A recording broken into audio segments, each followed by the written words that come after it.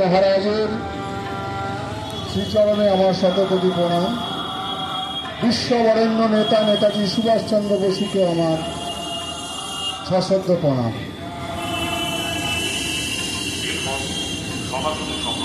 আজ নীলগঞ্জ ব্যাংক মোড়ে সন্তানদল বেদ প্রচার কেন্দ্র আয়োজিত যে পথসভা, সেই পথসভা ইতিমধ্যেই শুরু হয়েছে বিভিন্ন বৈদিক সঙ্গীত এবং আলোচনার মাধ্যমে। এলাকার সকল পথচারীবৃন্দ, ব্যবসায়ী বন্ধু, স্থানীয় প্রশাসন সকলকে আর একবার বৈদিক সম্ভাষণ রাম নারায়ণ রাম জানাই। অনেকে ভাবছেন যে রাম ও নারায়ণ রাম, রাম বলতে তথাকথিত হিন্দু সম্প্রদায়ের দেবতা রামচন্দ্র নয়। বালক ব্রহ্মচারী মহারাজ যে রামের কথা বলছেন, যে নারায়ণের কথা বলছেন, সেই রাম বা নারায়ণ তথাকথিত হিন্দু সম্প্রদায়ের দেবদেবতা নয়। তাহলে কোন রাম? আমরা যে রামের কথা জানি, অযোধ্যার দশরথের পুত্র রামচন্দ্র, সেই দশরথ পুত্র রামচন্দ্রের জন্মেরও আগে রাম শব্দটি ছিল, নইলে নামটা পেল কোথায়? এবং শুধু রামচন্দ্র বা নারায়ণ নয়, পৃথিবীতে যত নাম আছে, জেনে রাখুন, সারা পৃথিবীতে যত নাম আছে প্রত্যেকটি নাম হলো গুণবাচক, নাউন। প্রত্যেকটি নাম কোনো না কোনো গুণের পরিচয় দেয়। বালক ব্রহ্মচারী মহারাজ যে রামের কথা বলছেন, সেই রাম শব্দের অর্থ বোধে। রাম শব্দের অর্থ কি? রাম শব্দের অর্থ হলো এক।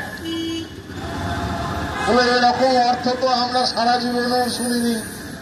রাম শব্দের অর্থ এক হয়। রাম শব্দের অর্থ যে এক, এটা বুঝবার জন্য স্কুল, কলেজ, ইউনিভার্সিটির ডিগ্রির প্রয়োজন নেই।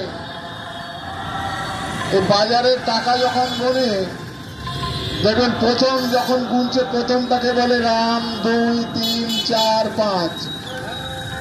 ওজন করছে যখন প্রথম পাল্লা, তখন বলছে রাম 2, 3, 4, 5, 6। গণনার ক্ষেত্রে রাম শব্দের অর্থ এক হিসেবে বোঝানো হয়। আবার রাম শব্দের অর্থ বিরাট। রাম শব্দের অর্থ বিরাট। বলেন এরকম অর্থ তো আমরা সারা জীবনে শুনিনি। আবারও বলছি, এই অর্থ বুঝবার জন্য স্কুল, কলেজ, ইউনিভার্সিটিতে যাওয়ার দরকার হয় না। রাম শব্দের অর্থ বিরাট, একটা বাচ্চা শিশুও বুঝবে। কারো বাড়িতে যদি একটা বড় দা থাকে, কাটারি, সেই দাকে কি বলা হয়? রামদা। কেন দাকে আমরা রামদা বলি? অযোধ্যার রামচন্দ্রের সঙ্গে দায়ের তো কোনো সম্পর্ক নেই। তাহলে রামদা বলি কোন দাকে? যে দা আকার আকৃতিতে সবচেয়ে বড়, বিরাট, তাকে বলে রামদা। তাহলে এখানে কি বুঝলেন? রাম শব্দের অর্থ বিরাট। আবার রাম শব্দের অর্থ শ্রেষ্ঠ, উন্নত। বলেন সেটাও তো কোনো অভিধানে পাইনি আজ পর্যন্ত। অভিধান দরকার নেই। আপনাদের এলাকায় দেখবেন এক ধরনের ছাগল আছে, একটু বড় জাতের, যাদের বলা হয় রাম ছাগল। এই রাম ছাগলের সঙ্গে অযোধ্যার রামচন্দ্রের কোনো সম্পর্ক নেই। তবে ছাগলকে কেন আমরা রাম ছাগল বলি? না, যে ছাগল প্রজাতি অন্যান্য ছাগল প্রজাতির থেকে উন্নত, শ্রেষ্ঠ, বড়, সেই উন্নত বড় প্রজাতিকে আমরা বলি রাম ছাগল। তাহলে রাম শব্দের অর্থ এখানে কি বুঝলাম? শ্রেষ্ঠ, বিরাট, উন্নত। আবার রাম শব্দের অর্থ হলো চরম। বলে এইসব নিত্য নতুন অর্থ আপনারা বার করছেন কোথার থেকে? আজ এখনই যদি নীলগঞ্জ বাজারে একজন মোবাইল চোর ধরা পড়ে, তাহলে সঙ্গে সঙ্গে ধোলাই শুরু হয়ে যায়। সেই ধোলাইকে কি বলে? রাম ধোলাই। কেন ধোলাইকে রাম ধোলাই বলে? অযোধ্যার রামচন্দ্রের সঙ্গে তো ধোলাইয়ের কোনো সম্পর্ক নেই। রাম ধোলাই অর্থাৎ চরম ধোলাই, মার চরম, যার উপরে আর মার নেই, ধোলাই নেই। তাহলে রাম শব্দের কতগুলো অর্থ শুনলেন? রাম শব্দের অর্থ এক, রাম শব্দের অর্থ বিরাট, রাম শব্দের অর্থ শ্রেষ্ঠ, রাম শব্দের অর্থ উন্নত, রাম শব্দের অর্থ চরম। এক বিরাট শ্রেষ্ঠ চরমকে, সে এক ঈশ্বরকে উদ্দেশ্য করে বালক ব্রহ্মচারী মহারাজ এই রামকে রাম বলেছে। বালক ব্রহ্মচারী মহারাজের রাম ও নারায়ণ রাম, সেই স্রষ্টা এক ঈশ্বর। ইসলাম ধর্মে যাকে বলা হয়েছে একম আল্লাহু আকবার, আল্লাহ তাআলা মহান, এক অদ্বিতীয়, তার কোনো অংশীদার নেই। হিন্দু ধর্ম বলা হয়েছে একমেবা দ্বিতীয়ম, এক ব্রহ্ম দ্বিতীয় নাস্তি, এক ব্রহ্ম ছাড়া দ্বিতীয় বস্তু নাই, দ্বিতীয় কোনো উপাস্য নাই। বালক ব্রহ্মচারী মহারাজ সেই রাম ও নারায়ণ রামের কথা বলছেন। বালক ব্রহ্মচারী মহারাজ এখানকার ধর্মের আসনে বসে আমরা যে ধর্ম বলতে জানি, এতদিন ধরে যা ধর্ম সম্পর্কে শুনেছি জেনেছি, বালক ব্রহ্মচারী মহারাজ সেই ধর্মের কথা বলেন না। বালক ব্রহ্মচারী মহারাজ বলছেন, আমি যে ধর্মের কথা বলতে এসেছি সেই ধর্মে আছে সমাজের অভাব দূর করার কথা। বালক ব্রহ্মচারী মহারাজ বলছেন, আমি যে ধর্মের কথা বলতে এসেছি সেই ধর্মের প্রথম কথাই হলো সমাজে একটি মানুষও অনাহারে বা নিরাশ্রয় থাকবে না, এমনকি সমাজে একটা ভিক্ষুকও থাকবে না। বালক ব্রহ্মচারী মহারাজ বলছেন, আমি যে ধর্মের কথা বলতে এসেছি সেই ধর্ম হলো সম্পূর্ণ বিজ্ঞান ভিত্তিক, গণিত ভিত্তিক, যুক্তি ভিত্তিক, সুর ভিত্তিক। বালক ব্রহ্মচারী মহারাজের সেই বিজ্ঞান ভিত্তিক ধর্ম এখানকার এই হিন্দু মুসলমান খ্রিস্টানের ধর্ম নয়। এখানকার যে ধর্ম বলতে আমরা জানি এটা সত্য নয়, এটা চিরন্তন নয়। এই হিন্দু মুসলমান খ্রিস্টান জৈন বৌদ্ধ এগুলো সেদিনের ধর্ম। আজ থেকে 20,000 বছর আগে, 25,000 বছর আগে হিন্দু বলে কোনো ধর্ম ছিল না, মুসলমান বলে কিছু ছিল না, খ্রিস্টান জৈন বৌদ্ধ ছিল না। আজ থেকে 25,000 বছর আগে ছিল না সেদিন কোরআন হাদিস, চেন্নি পুরাণ, ভাগবত, বাইবেল, ত্রিপিটক, রামায়ণ, মহাভারত, গীতা ছিল না। আজ থেকে 25,000 বছর আগে ছিল না মঠ মন্দির, গির্জা, আশ্রম, মসজিদ।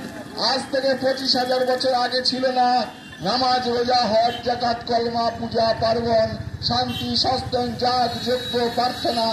আজ থেকে 25,000 বছর আগে ছিল না মৌলানা সাহেব, পণ্ডিত, পুরোহিত, ছিল না পাদ্রী সাহেব। আজ থেকে 25,000 বছর আগে কেউ মারা গেলে তাদের আত্মার মুক্তির জন্য গয়াতে পিণ্ড দেওয়ার ব্যবস্থা ছিল না, শাস্ত্রই ছিল না। তাহলে তখনকার মানুষ, তখন তো মানুষ ছিল, আমাদের পূর্বপুরুষরা ছিলেন।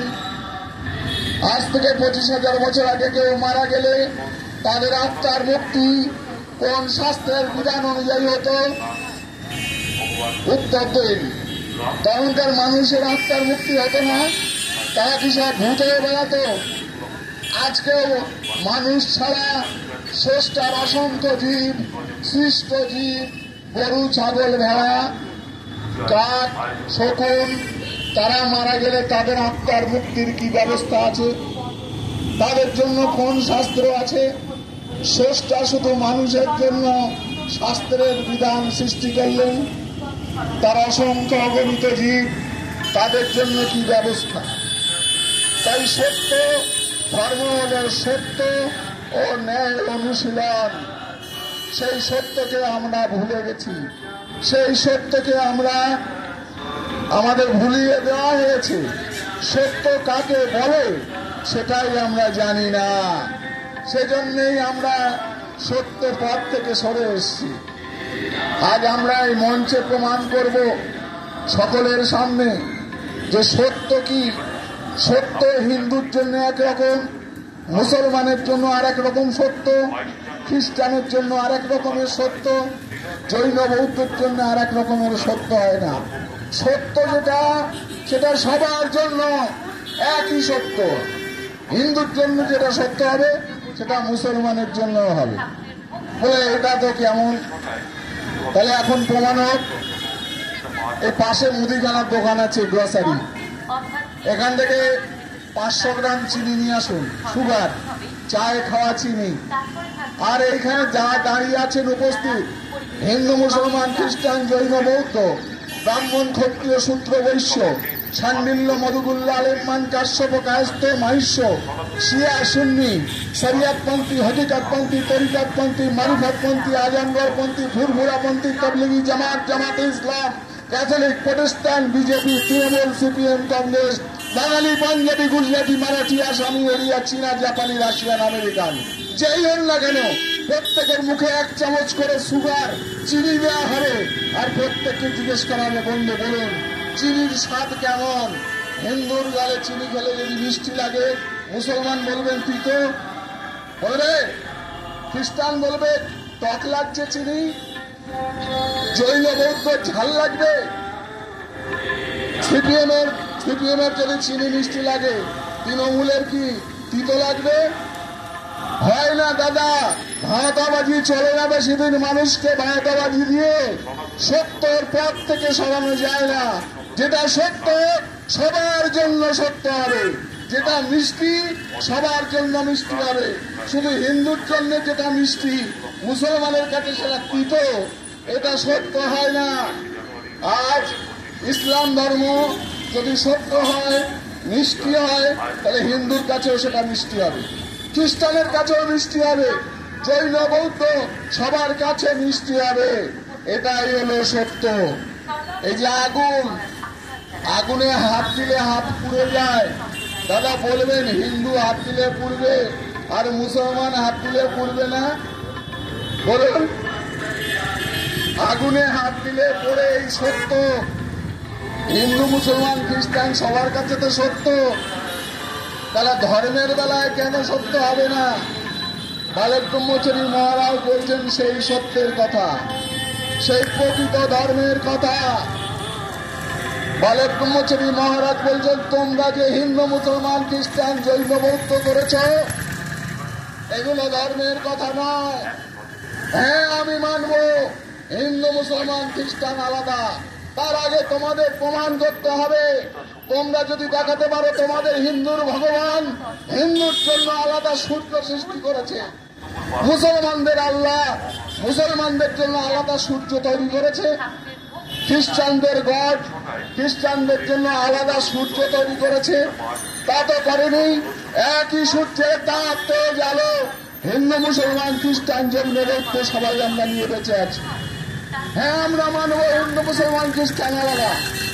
তোমরা প্রমাণ করো যে হিন্দুর ভগবান হিন্দুদের জন্য আলাদা অক্সিজেন, আলাদা বাতাস তৈরি করেছে, মুসলমানদের আল্লাহ মুসলমানদের জন্য আলাদা বাতাস, অক্সিজেন তৈরি করেছে, খ্রিস্টানদের গডও খ্রিস্টান ভাইদের জন্য আলাদা বাতাস, আলাদা অক্সিজেন তৈরি করে। একই বাতাস, একই অক্সিজেন গ্রহণ করে হিন্দু, মুসলমান, খ্রিস্টান, বাঙালি, পাঞ্জাবি, গুজরাটি, মারাঠি, চীনা, জাপানি, রাশিয়ান, আমেরিকান, কুকুর, বিড়াল, সূচো, ইঁদুর সবাই আমরা জীবন ধারণ করে আছি। বালক ব্রহ্মচারী মহারাজ বলবেন সেই সত্যের কথা, সেই সত্যের স্বাদ আমরা ভুলে গেছি। আমাদেরকে এক এক রকমের সত্য শেখানো হয়েছে, মানুষে মানুষে বিভেদ সৃষ্টি করা হয়েছে। হিন্দু যা করবে মুসলমানকে উল্টো করবে, মুসলমান যা করবে হিন্দু তার বিপরীত করবে। বন্ধু, এর নাম ধর্ম নয়। আজকে মুসলিম ভাই যদি গাড়ি রাখে নিচের দিকে, আর এক দলকে শেখানো হয়েছে ওরা যদি নিচের দিকে গাড়ি রাখে তোমরা ওপর দিকে চৈতন্য রাখো। ওরা যদি রাতের বেলা বিয়ে করে তোমরা দিনের বেলা করবে, ওরা যা করবে তার উল্টো করতে হবে। ওরা যদি পানের একদিকে চুল লাগায়, আর এক দলকে বলছে তোমরা এই দিকে চুল লাগিও না, তোমরা উল্টো দিকে চুল দিয়ে খাও পান। অর্থাৎ যা করবে তার উল্টো করতে হবে, এর নাম নাকি ধর্ম। বালক ব্রহ্মচারী মহারাজ বলছেন এই ধর্ম প্রকৃত ধর্ম হতে পারে না। হ্যাঁ, আমরা মানব হিন্দু মুসলমান খ্রিস্টান আলাদা আছে, তাহলে প্রমাণ করতে হবে। আজকে আমাদের দয়াবলী হাসপাতালে যতগুলো শিশু জন্মেছে, সেই নবজাতক শিশুদের এনে এই মঞ্চে আনা হবে। আর এখানকার মৌলানা সাহেব, পুরোহিত, হিন্দুদের পুরোহিত, খ্রিস্টানদের যারা আছেন পাদ্রী সাহেব, ফাদার, তাদেরকে ডেকে এনে তারা যদি আইডেন্টিফাই করে দিতে পারে এই আজকের নবজাতক শিশু দেখে কোন বাচ্চাটা হিন্দু বাচ্চা, কোন বাচ্চাটা মুসলমানের বাচ্চা, আর কোন বাচ্চাটা খ্রিস্টানের বাচ্চা, যদি কেউ প্রকাশ্যে প্রমাণ করতে পারেন, আমরা মেনে নেব হিন্দু মুসলমান আলাদা জাত। তাই মানুষকে এই ভাঁওতাবাজির ধর্ম শুনিয়ে, মানুষের মধ্যে বিভেদ সৃষ্টি করিয়ে, মানুষের লড়াই বাঁধিয়ে দিয়ে এটা ধর্মের কথা হয় না বন্ধু। এখানে দেখছেন দুজনের ছবি আছে। বালক ব্রহ্মচারী বুঝলাম তিনি একজন ধর্মীয় গুরু, তার পাশে কেন আবার নেতাজি? নেতাজি সুভাষচন্দ্র বসু কেন? নেতাজি সুভাষচন্দ্র বসু সন্তান দল, বালক ব্রহ্মচারীর ভক্ত সন্তানরা কেন তাদের অনুষ্ঠানে নেতাজির ছবি রাখে, সেই ইতিহাসটা যদি জানেন তাহলে এই প্রশ্ন থাকবে না।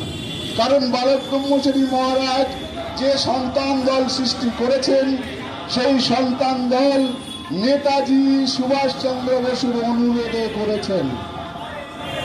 সেই ইতিহাস হল 1939 সালে ঢাকা রকল্যান্ড পার্কে সুভাষচন্দ্র বোস যখন জনসভা করছিলেন, সেখানে আমন্ত্রিত ছিলেন বালক ব্রহ্মচারী মহারাজ।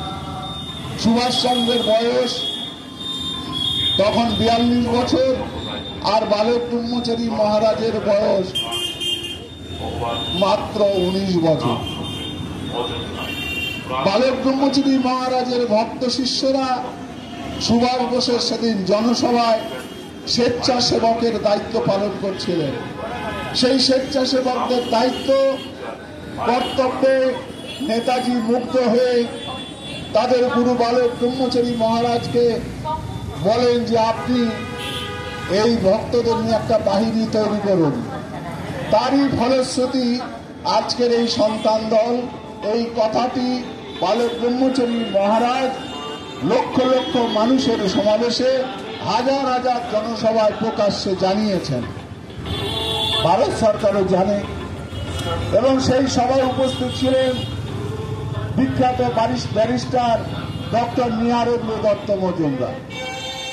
সেই কারণেই সন্তান দল, যেহেতু নেতাজির অনুরোধে সন্তান দলের সৃষ্টি, সে কারণেই সন্তান দল বা বালক ব্রহ্মচারীর ভক্ত তারা তাদের প্রত্যেকটি অনুষ্ঠানে নেতাজির ছবি রাখে। এছাড়াও বালক ব্রহ্মচারী মহারাজের আরেকটি বিশেষ পরিচয় আছে, আপনারা হয়তো জানেন। আজ থেকে 539 বছর আগে 1486 সালে পশ্চিমবঙ্গের নদিয়া জেলার নবদ্বীপে মহাপ্রভু শ্রী চৈতন্যদেব জন্মেছিলেন, এবং তিনি নাম দিয়েছিলেন হরে কৃষ্ণ কৃষ্ণ কৃষ্ণ হরে হরে, হরে রাম রাম রাম হরে হরে। এই নামের মাধ্যমে তিনি লক্ষ লক্ষ ভক্তদের একত্রিত করে সমাজের অন্যায়ের বিরুদ্ধে, ধর্মীয় কুসংস্কারের বিরুদ্ধে আন্দোলন করেছিলেন। যে ইতিহাস আজকে মুছে দেওয়া হয়েছে, কারণ মহাপ্রভুকে হত্যা করার পর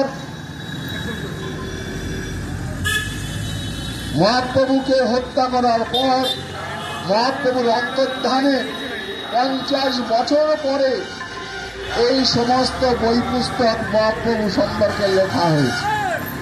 আজকে বাজারে মহাপ্রভু সম্পর্কে যেসব বই পুস্তক গ্রন্থ আমরা দেখতে পাই,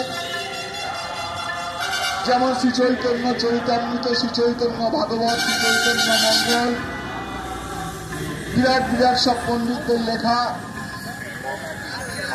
কোন বইয়ের লেখক হচ্ছেন কৃষ্ণদাস, পণ্ডিত কৃষ্ণদাস কবিরাজ, কোন বইয়ের লেখক হচ্ছেন পণ্ডিত লোচন দাস কবিরাজ, বিশাল বিশাল সব বড় বড় পণ্ডিত, যারা মহাপ্রভু শ্রী চৈতন্যকে চোখেই দেখেননি, তারা মহাপ্রভু সম্পর্কে মোটা মোটা বই লিখলেন। ভাবুন, মহাপ্রভুর মৃত্যু 50 বছর পর এই বাজারের সমস্ত মহাপ্রভুর বই এসছে, যে বই পড়ে আমরা ভক্ত হয়েছি। আমরা জানি না মহাপ্রভু কি করতে এসেছিলেন পৃথিবীতে, জানতে দেওয়া হয়নি। মহাপ্রভু যে কাজ করতে এসেছিলেন সেই কাজ শয়তানরা করতে দেয়নি। মহাপ্রভু বুঝতে পেরেছিলেন যে তার সেই লক্ষ্য এই শয়তানরা পূরণ করতে দেবে না, তাই তিনি তার মামা বিষ্ণুদাস চক্রবর্তী, মহাপ্রভুর মামা ছিলেন বিষ্ণুদাস চক্রবর্তী, শচীদেবীর ভাই, নীলাম্বর চক্রবর্তীর পুত্র। সেই বিষ্ণুদাস চক্রবর্তীর কাছে ভাগিনা নিমাই তিনি কথা দিয়েছিলেন, মামা আমি আমার লক্ষ্য পূরণ এই জীবনে করতে পারবো না, আমাকে আবার আসতে হবে, আমি আবারও আসবো তোমারই বংশোত্তর উত্তর পুরুষে ভাগ নিয়ে কুলে। এই ইতিহাস লেখা হয়েছে নাগার্জুনিয়ম গ্রন্থে, লেখক হচ্ছে গোপীনাথ কন্তাবরণ। বইটি পাবেন কলকাতার ন্যাশনাল লাইব্রেরিতে। সেখানে আছে মহাপ্রভুর মাতুল বংশে 13 পুরুষে তিনি আবার আসবেন। সেই মহাপ্রভুর মাতুল বংশ বিষ্ণুদাস চক্রবর্তীর ছেলের ছেলের ছেলের ছেলের ছেলের ছেলের 13 পুরুষ পর এসছেন বালক ব্রহ্মচারী বীরেন্দ্রচন্দ্র চক্রবর্তী। ছোটবেলার থেকে তার ঐশী শক্তি বিভূতি, তার অনর্গল তত্ত্বের স্ফুরণ দেখে স্কুলের হেডমাস্টার, আত্মীয় স্বজন, পাড়া প্রতিবেশী সবাই তাকে বালক ঠাকুর, বালক গোসাই বলতে চিনত। সেই থেকেই বালক অবস্থা থেকেই তার নাম হয়ে গেছে বালক ব্রহ্মচারী মহারাজ। এই বালক ব্রহ্মচারী মহারাজ তিনি মহাপ্রভুর মাতুল বংশে। মহাপ্রভু কি করতে এসেছিলেন আমরা জানি না, আমরা যেটা বইতে পড়ে আমাদের শেখানো হয়েছে, জানানো হয়েছে, তিনি ভক্তির অবতার, প্রেমের অবতার ছিলেন। তিনি জীবকে উদ্ধার করবার জন্য হরে কৃষ্ণ নাম দিয়েছেন ইত্যাদি ইত্যাদি।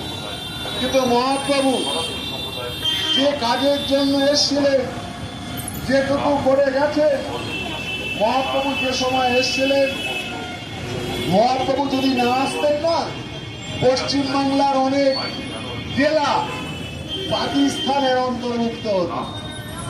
এটা আমার কথা নয়, ভারতবর্ষের বড় বড় ঐতিহাসিকদের, বিশেষজ্ঞদের মত, যে মহাপ্রভু যদি সেই সময় না আসতো তাহলে পশ্চিমবঙ্গের বহু জেলা পাকিস্তানের অন্তর্ভুক্ত হতো।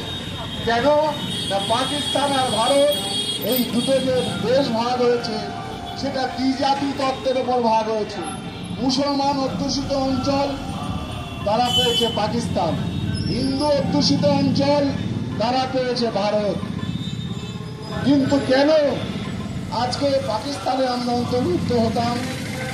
তার ইতিহাসটা হচ্ছে, মহাপ্রভু যে সময় এসেছিলেন, ধর্মের নামে এক শ্রেণীর স্বার্থান্বেষী পণ্ডিত, যারা ধর্মের নামে মানুষকে শোষণ করত। কিরকম শোষণ? ধরুন কারো মা মারা গেছে, কারো বাবা মারা গেছে, পণ্ডিত মশাই বিধান দিলেন যে এই মৃত ব্যক্তির সৎকার করা যাবে না, এ যে সময় মারা গেছে ও বিরাট দোষ পেয়েছে, এই দোষ আগে কাটাতে হবে, প্রায়শ্চিত্ত করতে হবে। তাহলে কি করতে হবে? ঠাকুর মশাই বললেন, বিশাল ব্যাপার, এই প্রায়শ্চিত্ত করতে গেলে তোমাকে আমি ফর্দ লিখে দিচ্ছি, এই ফর্দ অনুযায়ী তুমি সব আয়োজন করো। সেই ফর্দে ধুতি, জাতি, লাঠি, গামছা, হারিকেন থেকে গোদান, ভূমিদান, স্বর্ণদান কোনো কিছুর বাদ নাই। একটা মানুষ ওই প্রায়শ্চিত্ত দেখতে তার জায়গা, জমি, গরু, বাটি, পিতল, কাঁসা বিক্রি করে সর্বশান্ত হতে থাকলো। এই ধর্মীয় অত্যাচারে হাত থেকে বাঁচতে যখন যাদেরকে আমরা বলি নিচু সম্প্রদায়, যাদেরকে বলি আমরা পিছিয়ে পড়া সম্প্রদায়, যাদেরকে বলি দক্ষিণভুক্ত শিডিউল কাস্ট শিডিউল ট্রাইব, যারা মুচি ম্যাথ ডোম চন্ডাল, তাদেরকে শোষণ করত এই পণ্ডিতরা ধর্মের নামে, শাস্ত্রের নাম করে। তাই তারা এই ধর্মীয় শোষণের হাত থেকে বাঁচবার জন্য হাজারে হাজারে লাখে লাখে হিন্দু ধর্ম পরিত্যাগ করে ইসলাম ধর্মে দীক্ষা নিতে শুরু করলেন। ইসলামে কনভার্ট হওয়া শুরু হল। মহাপ্রভু দেখলেন সর্বনাশ, এভাবে যদি ধর্মীয় শোষণ, নিপীড়ন, অত্যাচার চলে তাহলে এই গরিব হিন্দু মানুষরা তো থাকবে না, সব মুসলমান হয়ে যাবে। এটা যেভাবে আটকাতে হবে। মহাপ্রভু তখন তিনি রুখে দাঁড়ালেন যে না, এটা হতে পারে না। ব্রাহ্মণ, ক্ষত্রিয়, শূদ্র, বৈশ্য, মুচি ম্যাথ ডোম চন্ডাল সকলের অধিকার সমান, সকলের মর্যাদা সমান, এই কথা প্রথম বলেছিলেন মহাপ্রভু শ্রী চৈতন্যদেব। তিনিও শাস্ত্রের বাণী উদ্ধৃত করে বললেন, সিন্নন্ত বিশ্বে অমৃতস্য পুত্রা, অর্থাৎ বিশ্বের প্রত্যেকটি মানুষ, প্রত্যেকটি জীব অমৃতের সন্তান, সেখানে কেউ ছোট নেই, বড় নেই।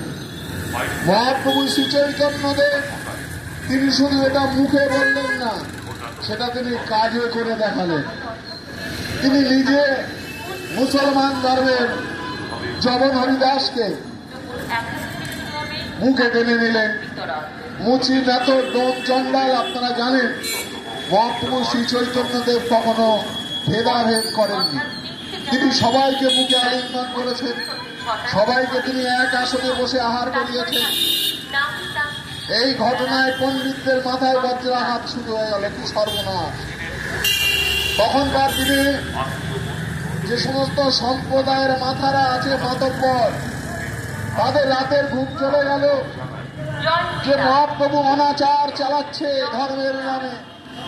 আমরা এতদিন ধরে মানুষের মধ্যে যে সম্প্রদায়ের বেড়া দিয়ে মানুষকে বিভেদের জাল বিস্তার করে শোষণ করতাম, মানুষকে আলাদা আলাদা করে রেখেছিলাম, তুমি অমুক সম্প্রদায়, তুমি সেই সম্প্রদায়, তুমি ব্রাহ্মণ, তুমি ক্ষত্রিয়, তুমি শূদ্র, তুমি বৈশ্য, তুমি সান্ডিল্য, মধুমূল্য, আলেকমান, কাশ্যপ, কায়স্থ, মাহিষ্য, এই যে হাজার হাজার সম্প্রদায়ের সৃষ্টি করে। কেন এত হাজার হাজার দল সম্প্রদায়? দুটো কারণ। একটা কারণ হচ্ছে মাতব্বরি করা, আর দ্বিতীয় কারণ হচ্ছে ধান্দাবাজি করে খাওয়া। আর কোনো কিন্তু কারণ নেই।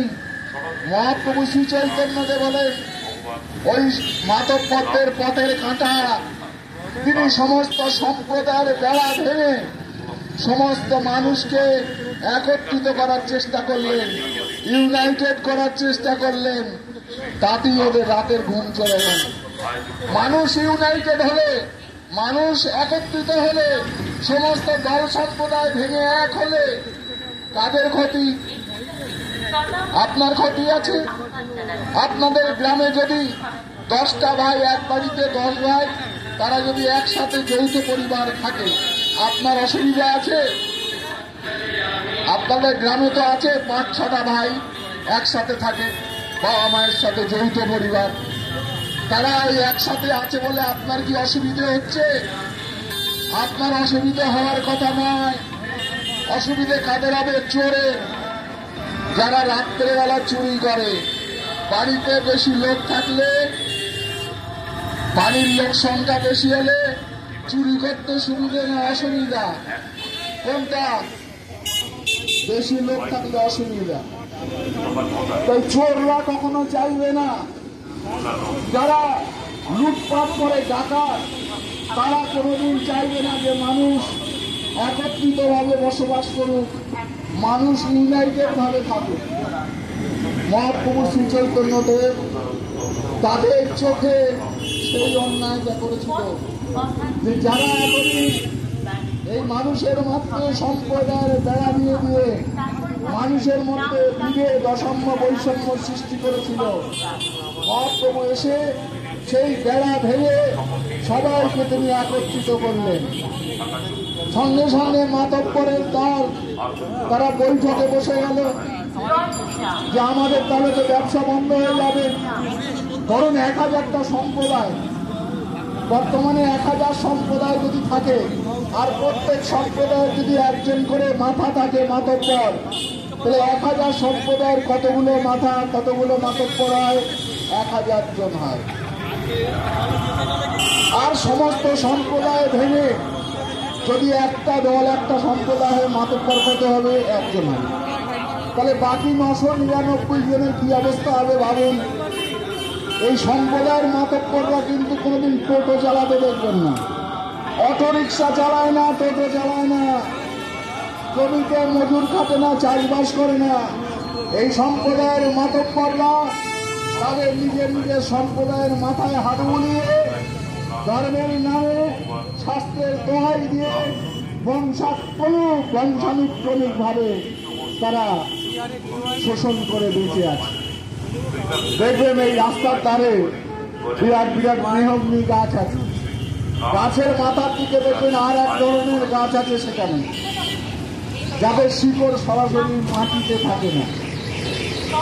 এই গাছগুলো গাছের মাথায় তারা এই গাছের কাণ্ডের মধ্যে শিকড় ঢুকিয়ে রস খেয়ে বাঁচে, যাদেরকে আমরা বলি পরগাছা আগাছা। এই সমাজের যারা আগাছা পরগাছা, যারা ধর্মের নামে শাস্ত্রের নামে মানুষকে শনি রাহুর ভয় দেখিয়ে ভাগ্য ফল করেন ফলের দোহাই দিয়ে ব্যবসা করে খাচ্ছে। বালক ব্রহ্মচারী মহারাজ বলছেন এগুলো হলো সমাজের আগাছা পরগাছা। মহাপ্রভু শ্রী চৈতন্যদেব সেই আগাছা পরগাছাদের বিরুদ্ধে শুরু করেছিলেন আন্দোলন। সঙ্গে সঙ্গে মাতব্বররা এই আগাছার দল তারা বৈঠকে বসলো যে কিভাবে বাঁচা যায়। মহাপ্রভু যদি এইভাবে সব সম্প্রদায়ের বেড়া ভেঙে সবাইকে এক করে তাহলে তো আমাদের ব্যবসা থাকবে না। অতএব যে কোনোভাবে মহাপ্রভু শ্রী চৈতন্যকে খতম করে দাও,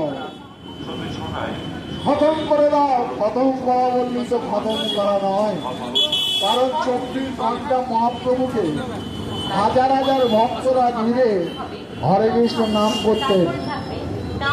এই হাজার হাজার ভক্তদের ভিড় টপকিয়ে মহাপ্রভুকে স্পর্শ করা ছিল খুব কঠিন। তাই তারা পেশাদারি খুনি ঠিক করলো, ভাড়াটিয়া খুনি, যাদেরকে আমরা বলি সুপারি কিলার, ভাড়াটিয়া খুনি। জগাই মাদাইয়ের নাম তো আপনারা শুনেছেন। এরকম একটা জগাই মাদাই নয়, বহু জগাই মাদাইকে সেদিন লেলিয়ে দেওয়া হয়েছিল মহাপ্রভুকে খতম করবার জন্য। কিন্তু যতই জগাই মাদাইরা যায় মহাপ্রভুর সান্নিধ্যে, মহাপ্রভুর কাছে তার তত্ত্বে মুক্ত হয়ে, তার ভালোবাসায় মুক্ত হয়ে তারই চরণে আশ্রয় নেয় জগাই মাদাইয়ের দল। তখন এই মাতব্বরের দল দেখলো সর্বনাশ, আমরা যাদেরকে খুন করতে পাঠিয়েছি, মহাপ্রভুকে জব্দ করতে পাঠিয়েছি, তারাই দেখি মহাপ্রভুর ভক্ত হয়ে যায়। তাহলে কি করা যায়? আবার বৈঠক হলো উচ্চ পর্যায়ে সারা রাত ধরে।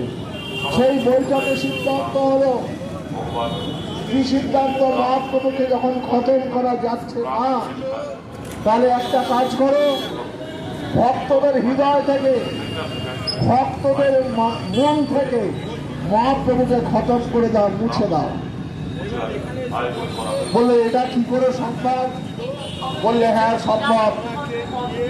মহাপ্রভুর যে ভক্তরা আছে হাজার হাজার, ওরা যাতে মহাপ্রভু সম্পর্কে ভুল বোঝে, মহাপ্রভুর কাছ থেকে সবাই চলে যায়, তাহলে কি পথ? না মহাপ্রভুর চরিত্রে কালি লাগিয়ে দাও, মহাপ্রভুকে লম্পট প্রমাণ করো। দেখবে মহাপ্রভুর ভক্তরা মহাপ্রভুকে ছেড়ে চলে গেছে। সেই ইতিহাস, সেই কৌশল আজ থেকে 500 বছর আগে শুধু নয়, নেতাজি সুভাষচন্দ্র বসুর ক্ষেত্র এই একই ইতিহাস।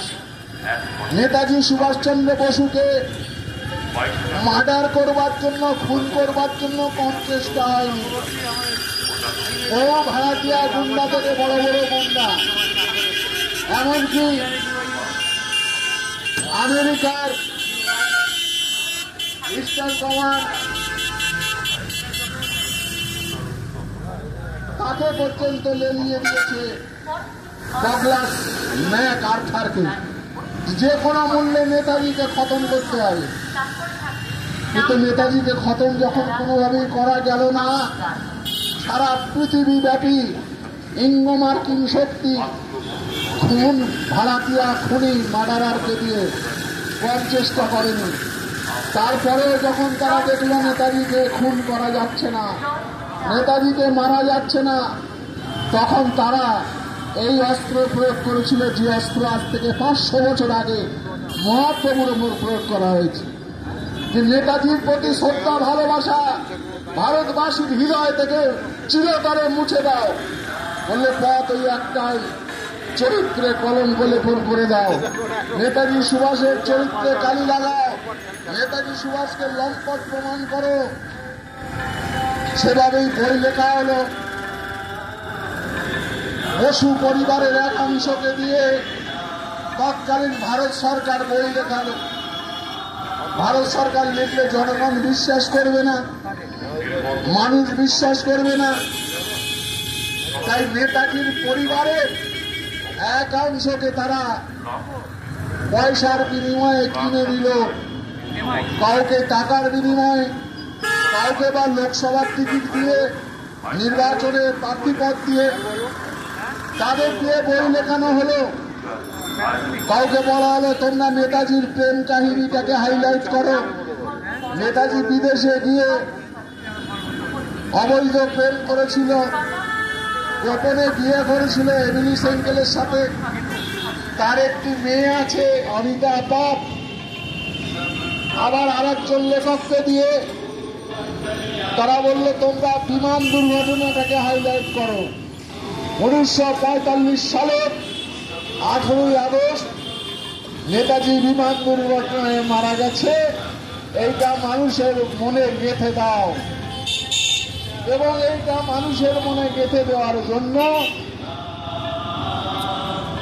তারা শুধু এখানেই ক্ষান্ত হলেন না, জাপানে রেনকোজি মন্দিরে নেতাজির চিতাভস্মর নাম করে সেই চিতাভস্ম রক্ষণাবেক্ষণের জন্য তৎকালীন ভারত সরকার ভারতবর্ষের মানুষের দেওয়া ট্যাক্সের টাকা প্রত্যেক বছরে জাপানে পাঠিয়ে এসছে। ভাবুন। আর এদেশের সংবাদ মাধ্যম, সাম্রাজ্যবাদীদের 5 আটা বেশিরভাগ সংবাদ মাধ্যম, তারা সেদিন প্রচার করে দিল নেতাজি সুভাষচন্দ্র বসু 1945-এর 18ই আগস্ট তাইওয়ানে বিমান দুর্ঘটনায় মারা গেছে। এবং এই মিথ্যা গল্প 60 বছর ধরে মানুষকে গেলানো হয়েছে। 60 বছর, 45 সাল থেকে 2005। কিন্তু 2005-এর পর সেই মিথ্যা প্রকাশ হয়ে গেল। কিভাবে প্রকাশ হলো? নেতাজি যদি বিমান দুর্ঘটনায় মারা গিয়ে থেকে থাকেন, তাহলে সে সত্যি মারা গেছে কিনা তার জন্য কি তদন্ত কমিশনের প্রয়োজন আছে? এই তদন্ত কমিশন গঠন করা মানেই তো ভারত সরকারের নেতাজির মৃত্যু সম্পর্কে সংশয় আছে বলেই তো তৎকালীন ভারত সরকার শাহনওয়াজ কমিশন গঠন করেছিল। সেই শাহনওয়াজ কমিশন রিপোর্টে কি দিল জমা? ওই সরকারের শেখানো কথা যে নেতাজি বিমান দুর্ঘটনায় মারা গেছে, আর সেই শেখানো কথা বলার জন্য তাকে রেলমন্ত্রী করে দেওয়া হলো। তদন্ত কমিশনের রিপোর্ট বেরিয়ে দিল, শাহনওয়াজ বলল নেতাজি বিমান দুর্ঘটনায় মারা গেছে, ব্যাস শাহনওয়াজ হয়ে গেল রেলমন্ত্রী। ভাবুন, তাহলে বিমান দুর্ঘটনায় যদি মারা গিয়েই থাকেন, তাহলে আবার খোসলা কমিশন কেন? আপনারা যখন জানেন, ভারত সরকার জানে, এখানকার রাজনৈতিক দলগুলো সব তো আরো বেশি জানে, কারণ সমস্ত রাজনৈতিক দলের সাংসদরা ভারতবর্ষে প্রত্যেক বছরে একটা বাজেট বই, প্রত্যেক বছরে একটা বাজেট বই প্রকাশ হয়, এবং সেই প্রত্যেকটা বই, প্রত্যেক বছরের বাজেট বই ভারতবর্ষের সমস্ত রাজনৈতিক দলের যারা সাংসদ আছেন, পার্লামেন্টের মেম্বার, তারা প্রত্যেকেই এক কপি করে সেই বাজেট বই পায়। সেই বাজেটে তারা এতদিন দেখেননি যে তৎকালীন ভারত সরকার 1945 সাল থেকে জাপানের রেনকোজি মন্দিরে নেতাজির মিথ্যা চিতাভস্ম রক্ষণাবেক্ষণের নামে এখান থেকে জনগণের দেওয়া ট্যাক্সের টাকা পাচার হয়েছে। বাজেট বৈঠক রয়েছে, সব রাজনৈতিক দলের সাংসদরা জানে। তারা মুখে গুলু বেঁধে আছে, তারা ভাবছে জনগণ তো জানে না। জনগণকে ধোঁকা দেওয়া আজকের দিনে কিন্তু অতটা সহজ নয়। খোসলা কমিশনের একই রিপোর্ট, নেতাজি বিমান দুর্ঘটনায় মারা গেছে। তোমরা যদি জেনেই থাকো যে নেতাজি বিমান দুর্ঘটনায় মারা গেছে, তাহলে আবার দ্বিতীয় তদন্ত কমিশন কেন? মনোজ মুখার্জি কমিশন, বলো। সেই মনোজ মুখার্জি কমিশন তদন্ত করতে গেল তাইওয়ানে। 2005 সালে তাইওয়ান সরকার সরকারিভাবে মনোজ মুখার্জি কমিশনকে রিপোর্ট দিয়েছে 1945 সালের 8ই আগস্ট কোন বিমান দুর্ঘটনায় ঘটেনি। ভাবুন, অথচ 60 বছর ধরে ওই সাম্রাজ্যবাদীদের পাঁচাটা বেশিরভাগ দালাল সংবাদ মাধ্যম, এই আনন্দবাজার, এই টেলিগ্রাফ, এই সংবাদ, এ মানুষকে বছরের পর বছর ধরে বিভ্রান্ত করে এসছে, ধোঁকা দিয়ে এসছে। সংবাদ মাধ্যমের অবশ্যই সংবাদ পরিবেশনের স্বাধীনতা থাকবে, সত্য পরিবেশনের স্বাধীনতা থাকবে, কিন্তু সংবাদ পরিবেশনের নামে মানুষকে মিথ্যা গল্প প্রচার করে যদি বিভ্রান্ত করে, তাহলে সেই সংবাদ মাধ্যমকে জনগণ কিন্তু ছেড়ে দেবে না।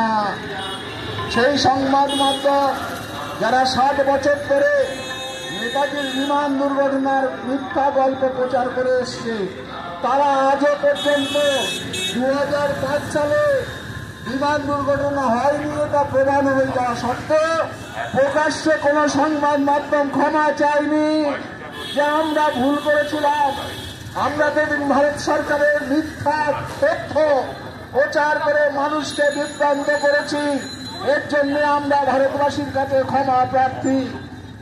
কোন সংবাদ মাধ্যম সেটা করেনি। আজ নরেন্দ্র মোদী সরকার, তার আমলে বহু ফাইল ডিক্লাসিফাইড হয়েছে, যেগুলো দীর্ঘ বছরের পর বছর ধরে চাপা পড়েছিল। তেমনই একটি ফাইল আজকে প্রকাশ্যে এসছে, ভারত সরকারের ওয়েবসাইটে পেয়ে যাবেন। কি যে বিমান দুর্ঘটনার পর নেতাজি সুভাষচন্দ্র বসু তিনটে বেতার ভাষণ দিয়েছেন দেশবাসী তথা পৃথিবীবাসীর উদ্দেশ্যে। তার প্রথম ভাষণ বেতার বার্তা, যেটা পশ্চিমবঙ্গের গভর্নর হাউস থেকে সেটা পাঠানো হয় গভর্নরের কাছে। এবং এটা মনিটরিং করেন পিসি কর, এবং তখনকার গভর্নর ছিলেন কেসি যোশী। সেখানে কি বলছেন নেতাজি সুভাষচন্দ্র বসু তার বেতার বার্তায়? তিনি বলছেন, my heart is burning for India, I will go to India on the crest of a third world war. কবে বলছেন? ডিসেম্বর মাসের 26 তারিখ 1945। তাহলে 18ই আগস্ট আপনারা যে নেতাজিকে বিমান দুর্ঘটনায় মেরে ফেললেন, সেই মানুষটি 1945 সালের 26শে ডিসেম্বর কিভাবে বেতার ভাষণ দেন? এটা তো আজকে ফাইল প্রকাশ হয়ে গেছে, এটা তো চাপা নেই। কিন্তু এই খবরাখবরগুলো এই পশ্চিমবঙ্গের যেসব লটারি সংবাদ আছে, দৈনিক সংবাদপত্র লটারির খবর ছাপে আর নোংরা বিজ্ঞাপন ছাপে, তারা এই সমস্ত সংবাদ পরিবেশন করবে না, কারণ ভারতবর্ষের বেশিরভাগ সংবাদ মাধ্যম তারা নিরপেক্ষ নয়, কোনো না কোনো রাজনৈতিক নেতা নেত্রীর মদতপুষ্ট আত্মীয় স্বজন তারা মালিক। তাই প্রকৃত সংবাদ ভারতবর্ষের জনগণ কখনো পাবে না, যেভাবে পায়নি। এই যে করোনা হলো, করোনা আবার আসছে ভাইরাস, কুম্ভ মেলার পর এই ভাইরাস, কোভিড-19 ভাইরাস, তারা শুধু একটা জিনিসকে ভয় পায়, এই ভাইরাস মানুষকে ভয় পায় না, শুধু রাজনৈতিক দলের ভোটকে ভয় পায়। যখন যেখানে ভোট হয়, ভোটের সাথে সাথে এই করোনা কোভিড-19 ভ্যানিশ হয়ে যায়, ভোট শেষ আবার করোনা এসে হাজির। মানুষকে কিরকম গরু ছাগল ভেড়া বানিয়ে কতদিন এভাবে বানাবে? কতদিন? মানুষ গরু ছাগল ভেড়া নয়, সবাই কিন্তু জানে, আপনাদের চরিত্রটা সবাই জানে যে কোথার থেকে কি হচ্ছে। তাই নেতাজি সুভাষচন্দ্র বসুকে আপনারা আপনাদের সাম্রাজ্যবাদী শক্তি বহুবার মারবার চেষ্টা করেছে, আজও করে চলে। বালক ব্রহ্মচারী মহারাজ বলছেন, নেতাজি সুভাষচন্দ্র বসু শক্তি সাধনায় সিদ্ধি লাভ করেছেন, এত সহজ নয় তাকে কিছু করা। এবং একটু আগে আমার প্রাণকৃষ্ণ ভাই এখানে বলে গেলেন যে নেতাজি আসবে, এটা ওনার কথা নয়, বালক ব্রহ্মচারীর কথা নয়, এটা নেতাজি সুভাষচন্দ্র বসুর নিজের কথা। যদি কোনো কারোর জানা থাকে আমার কাছে এই মিটিংয়ের শেষে আসবেন। কোন ফাইলে, ভারত সরকারের যে ফাইলগুলো ডিক্লাসিফাইড হয়েছে, কোন ফাইলে এটা আছে, আমার কাছ থেকে আপনি রেফারেন্স নিয়ে নেবেন। যদিও এটা টাইমস অফ ইন্ডিয়ায় 2016 সালে পাবলিশ হয়ে গেছে, তো এখানে টাইমস অফ ইন্ডিয়া খুব কম চলে, তো ফাইলটা আপনারা সংগ্রহ করতে পারেন, রেফারেন্স নম্বর। শুধু তাই নয়, মহাপ্রভু শ্রী চৈতন্যদেবকে ঠিক একইভাবে পুরীর মন্দিরে হত্যা করা হয়েছে। হত্যা করার পর কি প্রচার করা হলো? যে পুরীর মন্দিরে যে জগন্নাথ দেব থাকেন, তার দেহের সাথে, তার তো কাঠের দেহ, দারু দেহ, সেই দেহের সাথে মহাপ্রভুর 3.5 হাত রক্ত মাংসের দেহটা একাকার হয়ে গেছে। এই বলে বই ছাপিয়ে ভক্তদের সমস্ত শেখানো হলো যে তোমাদের মহাপ্রভু সাধারণ মানুষ ছিলেন না, তিনি ঈশ্বর ছিলেন, তা না হলে জগন্নাথের সাথে একাকার হয়ে যায়। এই যে কত বড় ভাঁওতাবাজি এই গল্প, সেটা আমি এখানে মঞ্চে প্রমাণ করি। পুরীর মন্দিরে জগন্নাথের দেহে মহাপ্রভুর একাকার হওয়া, এটা সম্পূর্ণ মিথ্যা গল্প। কারণ মহাপ্রভু যেদিন অন্তর্ধান হয়েছেন, তাকে হত্যা করা হয়েছে, সেদিন পুরীর মন্দিরে জগন্নাথ দেব ছিলেন না। ভারতবর্ষের তথা সারা পৃথিবীর মানুষ জানে যে জগন্নাথ প্রত্যেক বছরে আষাঢ় মাসে শুক্লা পক্ষের তৃতীয়ার দিন জগন্নাথরা তিন ভাই বোন রথে চড়ে আলাদা আলাদা রথে চড়ে মাসির বাড়ি যায়। সারা ভারতবর্ষে বিশেষ করে বৈষ্ণব হিন্দু সম্প্রদায়ের মানুষ তারা জানে যে প্রত্যেক বছরের আষাঢ় মাসের শুক্লা পক্ষের দ্বিতীয়ার দিন জগন্নাথ তারা তিন ভাই বোন আলাদা আলাদা রথে 3 মাইল দূরে মাসির বাড়ি যান। এবং মাসির বাড়ি কদিন থাকেন? 7 দিন থাকেন। জগন্নাথ ভাই বোনরা 7 দিন থাকেন মাসির বাড়ি। অর্থাৎ দ্বিতীয়ার দিন পুরীর মন্দির থেকে রথ বের হয়, সেই দিনই পৌঁছে যায় দ্বিতীয়া, তৃতীয়া, চতুর্থী, পঞ্চমী, ষষ্ঠী, সপ্তমী, অষ্টমী। অষ্টমী পর্যন্ত মাসির বাড়ি। সবাই আমরা শুনে এসেছি জগন্নাথের মাসির বাড়ি। জগন্নাথের মাসির নাম কি ছিল?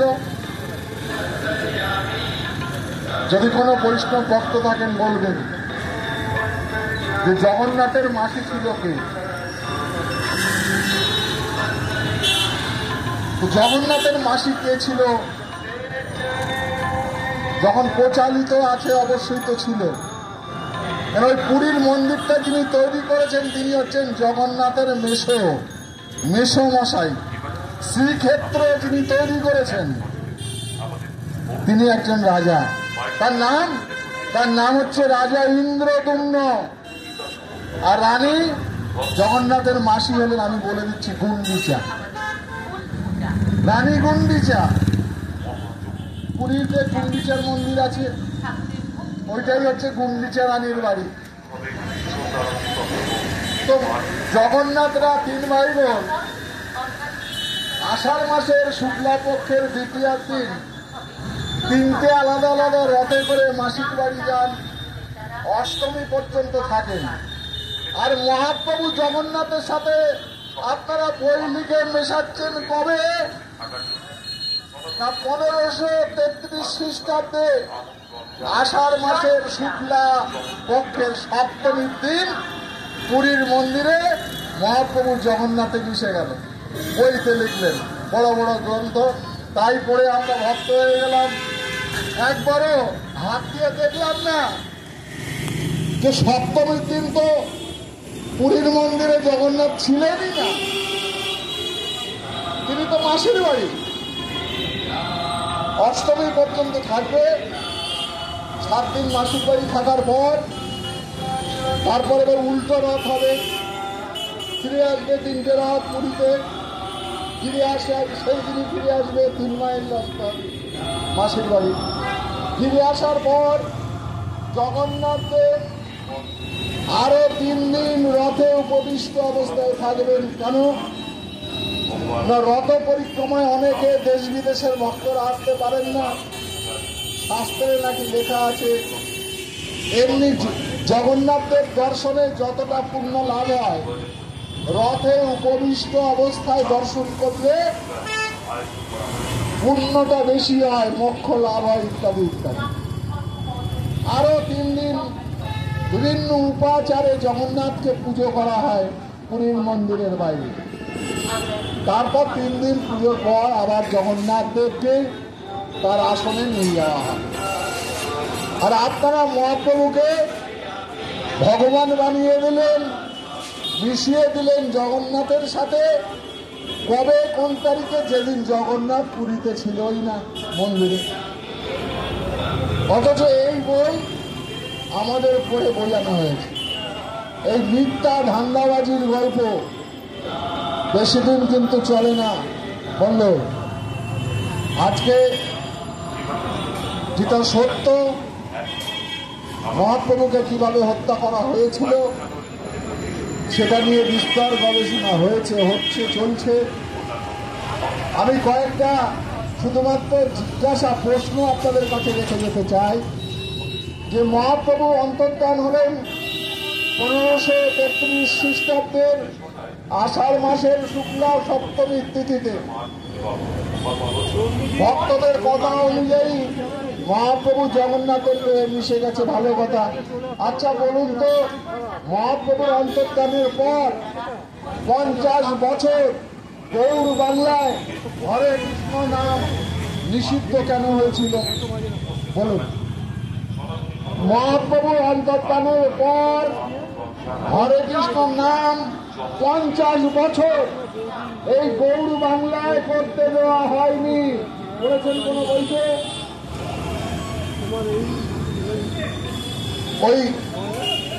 ওই সমস্ত গ্রন্থে, মোটা মোটা গ্রন্থে পাবেন না। এই ইতিহাস জানতে গেলে ভারতবর্ষের ঐতিহাসিকদের লেখা ইতিহাস জানতে হবে। তেমনই একটি গ্রন্থের আপনাদের কাছে তার সূত্র তুলে ধরছি। আমার আপনার মতন লেখকের লেখা নয়, তিনি বাংলার ঐতিহাসিক একজন, নাম হচ্ছে ডক্টর দীনেশ চন্দ্র সেন। ক্যালকাটা ইউনিভার্সিটির রিসার্চ ফেলো ছিলেন। তার লেখা বই চৈতন্য অ্যান্ড হিজ এজ, সেই বইয়ের 260 পৃষ্ঠা এবং 261 পৃষ্ঠায় উল্লেখ আছে যে মহাপ্রভুর অন্তর্ধানের পর 50 বছর হরে কৃষ্ণ নাম এই গৌড় বাংলায় নিষিদ্ধ ছিল। গৌড় মানে মালদা থেকে আর পান্ডুয়া পর্যন্ত হুগলি জেলার গৌড়। গোটা গৌড় বাংলায় হরে কৃষ্ণ নাম দেন। ভাবুন। আরো আপনাদের কাছে প্রশ্ন রাখি, মহাপ্রভু তো ভগবান ছিলেন, জগন্নাথের সাথে মিশে গেলেন, খুব ভালো। তাহলে উড়িষ্যার রাজা, যিনি মহাপ্রভুর একান্ত ভক্ত ছিলেন, রাজা রুদ্র প্রতাপ, ইতিহাসে যার নাম শোনা যায় যে রথ পরিক্রমার সময় রাজা, উড়িষ্যার রাজা রুদ্র প্রতাপ ঝাড়ু দিতে দিতে পথ পরিষ্কার করতে করতে আগে যেতেন। সেই রুদ্র প্রতাপ সবংশে তাকে হত্যা করা হলো মহাপ্রভুর অন্তর্ধানের পর। শুধু রাজা নয়, মহাপ্রভুর যারা পারিষদ বর্গ ছিল, সঙ্গী সাথী ছিল, স্বরূপ দামোদর, গদাধর, রূপ সনাতন, সাগর মল্লিক, তাদেরও বডি পাওয়া গেল না, তাদের দেহ লোপান হয়ে গেল। ভাবুন। এবং সারা পশ্চিমবঙ্গে যত পুঁথি ছিল মহাপ্রভু সম্পর্কে সব পুড়িয়ে নষ্ট করে দেওয়া হল। পাথর দিয়ে তাকে আঘাত করে করে হত্যা করা হয়। এই খবর মহাপ্রভুর মাতুল বংশের ত্রয়োদশ উত্তর পুরুষে বালক ব্রহ্মচারী মহারাজ হাজার হাজার জনসভা করে লক্ষ লক্ষ মানুষের জমায়েতে কেন্দ্রীয় মন্ত্রীদের উপস্থিতিতে বহু সাংবাদিকদের সামনে তিনি প্রমাণ করেছেন। তাই নেতাজি সুভাষচন্দ্র বসু তার গায়ে যেভাবে চরিত্রে কলঙ্ক লেপন করা হয়েছে, মহাপ্রভুর গায়ে করা হয়েছে। কিভাবে করা হয়েছে না, মহাপ্রভু যে বাড়িতে কীর্তন করতেন নদিয়ায় এক ভক্তের উঠানে, সেই ভক্তের নাম হচ্ছে শ্রীবাস আচার্য। এই শ্রীবাসের বাড়িতে অষ্টপ্রহর নাম চলত। আর সেই বাড়িতে একটি মেয়ে ছিল, যিনি হচ্ছেন শ্রীদাসের ভাইজি, নাম হচ্ছে নারায়ণী। কিছুদিনের মধ্যেই শোনা গেল যে নারায়ণী অন্তঃসত্ত্বা সন্তান সম্ভবা, তিনি ছিলেন বাল্য বিধবা। ছোটবেলায় স্বামী মারা গেছেন, বাল্য বিধবা অবস্থায় কাকা শ্রীবাসের বাড়িতে আশ্রিতা, সেখানে দিবানিশি নাম কীর্তন চলে। আর সেই বাল্য বিধবা নারায়ণী সন্তান সম্ভবা। এই সুযোগটা পেয়ে গেছিল তৎকালীন এই বিভিন্ন মাথা সম্প্রদায়ের মাতব্বর। তারা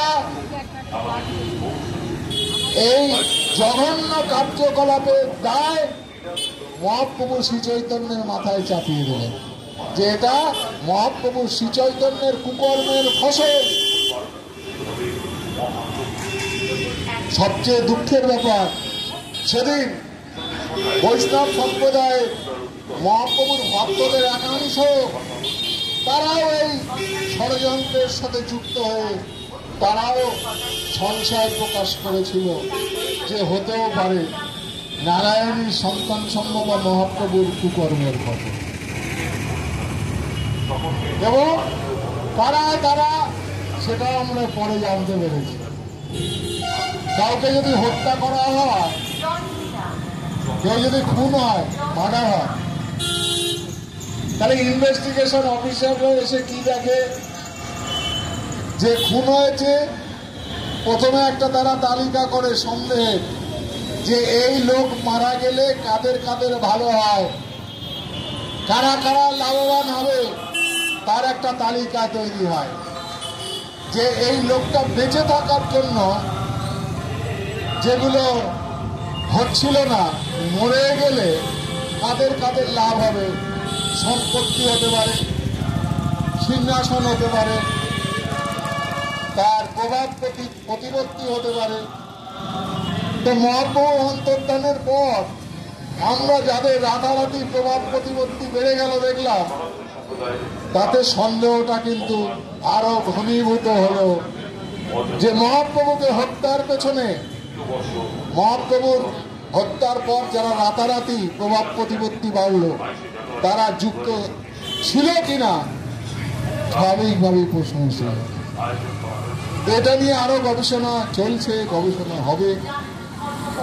আজকে আপনাদের যেটা বলতে এসেছি, সারা পৃথিবী জুড়ে যে ধ্বংসের একটা আবহাওয়া তৈরি হয়েছে, শুধু বাংলাদেশ নয়, Iraq, Iran, Gaza, Palestine, Israel, Russia, Ukraine, পৃথিবীর অর্ধেক দেশে 82টা দেশে যুদ্ধ চলছে। ভাবুন, কিসের যুদ্ধ, কি নিয়ে যুদ্ধ।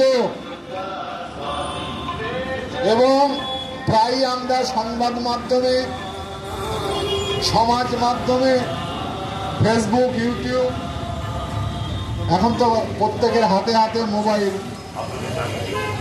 যে কোনো মুহূর্তে নাকি পারমাণবিক যুদ্ধ শুরু হবে, পারমাণবিক অস্ত্র যে কোনো মুহূর্তে ব্যবহার হবে। মানুষ কিন্তু দিশেহারা, আতঙ্কে। বহু মানুষ আজ রাতে ঘুমোতে যান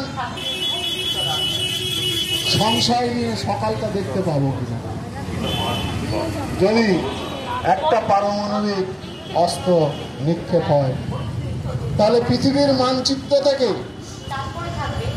অনেক বেশি চিরদিনের মতো মুছে যাবে। এই যে আতঙ্ক মধ্যে আমরা রয়েছি, যে কোনো মুহূর্তে তৃতীয় বিশ্বযুদ্ধ শুরু হতে চলেছে। সেই আতঙ্কের পেছনে যে কারণ, সেই কারণ আমরা কেউ দেখছি না।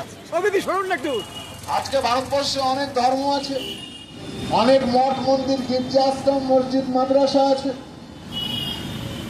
কোন ধর্মের কোন বাবাজিকে প্রকাশ্যে এসে বলতে শুনছি না যে হে দেশবাসী, তোমাদের চিন্তার কোনো কারণ নেই, দ্বিতীয় বিশ্বযুদ্ধের হাত থেকে বাঁচবার ফর্মুলা, পৃথিবীকে আসন্ন ধ্বংসের হাত থেকে বাঁচার ফর্মুলা আমাদের কাছে আছে। কোনো বাবাজিকে আমরা শুনতে আসিনি, কোনো ধর্মের প্ল্যাটফর্ম থেকে কেউ আসছে না। ভারতবর্ষের এত রাজনৈতিক দল আছে, কোন রাজনৈতিক দলের পক্ষ থেকে এখানে নীলগামী ব্যাংকের মোড়ে প্রায় মিটিং হয়, কিন্তু কাউকে আমরা আজ পর্যন্ত বলতে শুনিনি এই যে তৃতীয় বিশ্বযুদ্ধের যে আবহ তৈরি হচ্ছে, পৃথিবীর আসন্ন ধ্বংসের হাত থেকে আপনারা যে উৎকণ্ঠায় আছেন, চিন্তায় আছেন, আপনাদের আর চিন্তা করতে হবে না। এই আসন্ন ধ্বংসের হাত থেকে বাঁচাবার ফর্মুলা আমাদের দলের আছে, আমাদের আছে। কোন রাজনৈতিক দল, কোন ধর্মীয় দল কাউকে আপনি দেখবেন না। একমাত্র বালক ব্রহ্মচারী মহারাজ তার প্রতিষ্ঠিত সন্তানদের পক্ষ থেকে আজ আপনাদেরকে সেই ফর্মুলা জানিয়ে যাব। গ্রহণ করা না করা আপনাদের বিষয়, কিন্তু জেনে রাখবেন সেই চরম মুহূর্তে যে বাঁচার কিন্তু একটাই পথ। আজকে গোটা পৃথিবী জুড়ে যে যুদ্ধ, সেই যুদ্ধ কিসের? ইগোর লড়াই। একদল বলছে আমরা মুসলমান, আমাদের ধর্ম শ্রেষ্ঠ ধর্ম, আমরাই তাই গোটা পৃথিবীকে শাসন করব।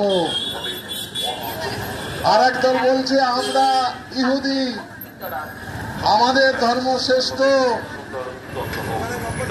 আমরা বড়, আমরা গোটা পৃথিবীকে শাসন করব। আর একদল বলছে আমরা খ্রিস্টান, আমাদের ধর্ম শ্রেষ্ঠ, আমাদের ধর্ম বড়, আমরা গোটা পৃথিবীকে শাসন করব। কিন্তু বালক ব্রহ্মচারী বলছে তোমরা যে ধর্মের পরিচয় দিচ্ছ ওগুলো তোমাদের আসল পরিচয় নয়, ওগুলো তোমরা নকল পরিচয়। নকল পরিচয় নিয়ে লড়াইতে নেমেছ। তোমরা কেউ হিন্দু মুসলমান, তোমরা কেউ খ্রিস্টান ইহুদি নয়।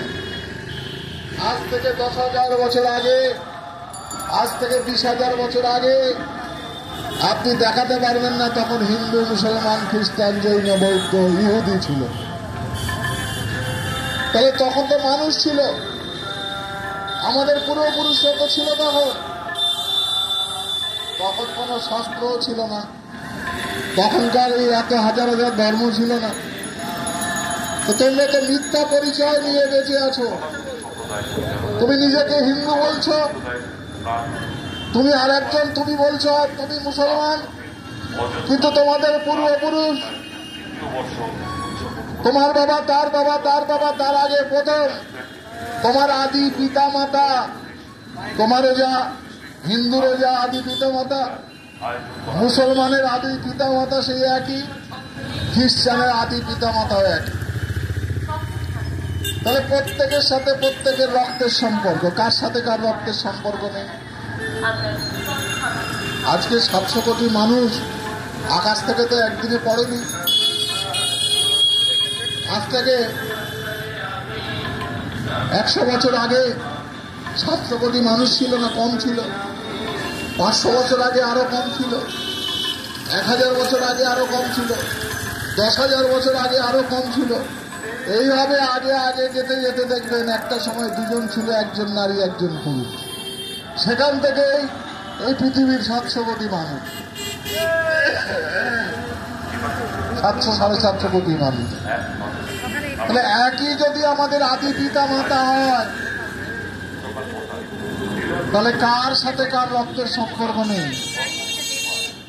কারা মাঝখান থেকে আপনার গায়ে মুসলমানের স্ট্যাম্প মেরে দিল, আর একজনের গায়ে হিন্দু স্ট্যাম্প মেরে দিল, আর একজন খ্রিস্টান ইহুদি জৈন বৌদ্ধ, ব্রাহ্মণ ক্ষত্রিয় শূদ্র বৈশ্য শাণ্ডিল্য মধুমূল্য আলেমান কাশ্যপ কায়স্থ মাহিষ্য শিয়া সুন্নি শরিয়তপন্থী হকিকতপন্থী তরিকতপন্থী মারফতপন্থী আজাঙ্গরপন্থী ফুরফুরাপন্থী, গোল টুপি লম্বা টুপি, ক্যাথলিক প্রতিষ্ঠান হিন্দুয়ান মহাজান, হাজার হাজার ধর্ম সম্প্রদায় কোথায় ছিল?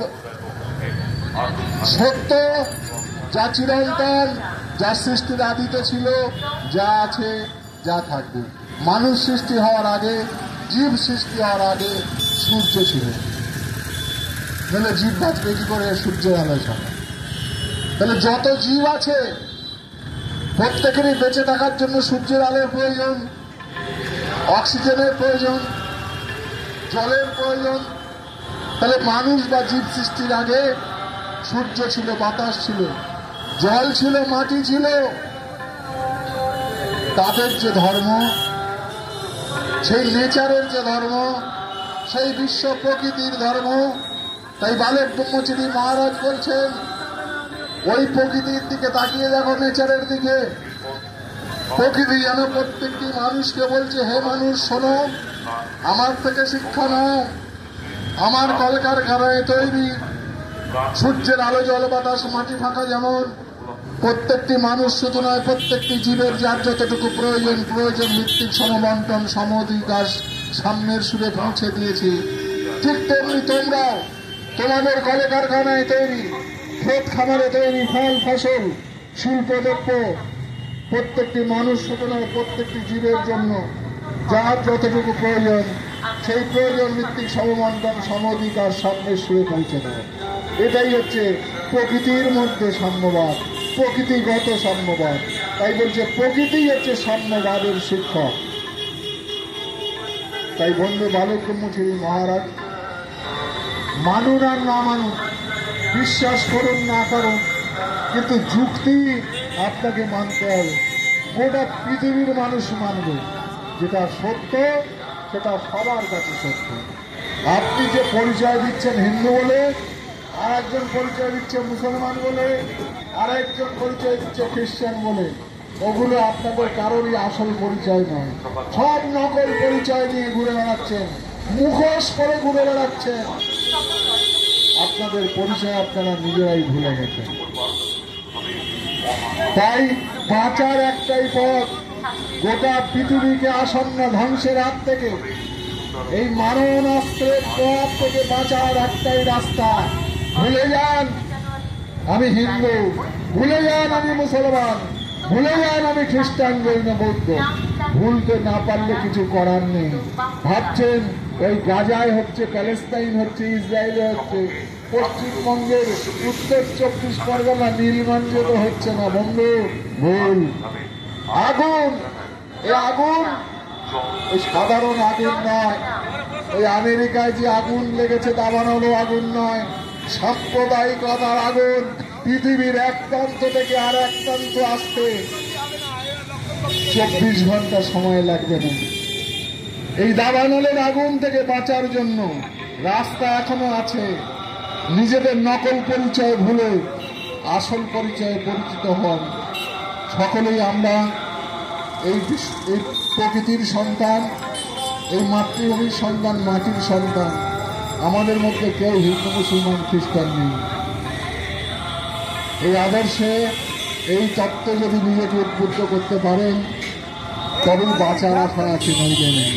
সবাইকে এখন ইউনাইটেড হতে হবে। এই যে হিন্দু, মুসলমান, খ্রিস্টান, জৈন, বৌদ্ধ বেড়া দিয়ে দিয়ে আলাদা আলাদা করে রাখা হয়েছে, এই বেড়া ভেঙে বেরিয়ে সকলে একত্রিত হন, তবেই কিন্তু বাঁচা যাবে। তাই সকলকে আপনারা এত সময় ধরে আমাদের এই অনুষ্ঠান করার জন্য সহযোগিতা করেছেন। আমি যা যা বক্তব্য বলেছি সে সম্পর্কে কোনো তথ্য কারোর যদি প্রয়োজন হয়, আপনারা আমার সাথে যোগাযোগ করলে অবশ্যই আমরা সেই তথ্য শেয়ার করব আপনাদেরকে। সকলকে বৈদিক সম্ভাষণ, রাম নারায়ণ রাম জানিয়ে আমার আলোচনা শেষ করছি। এরপর আমাদের সন্তান দলের মার্চ সঙ্গীত, কর্মের পথে চলো তোমরা কর্মী ভাই, এটা দিয়ে আজকের অনুষ্ঠান আমরা সমাপ্ত করব। রামকৃষ্ণদা বাবু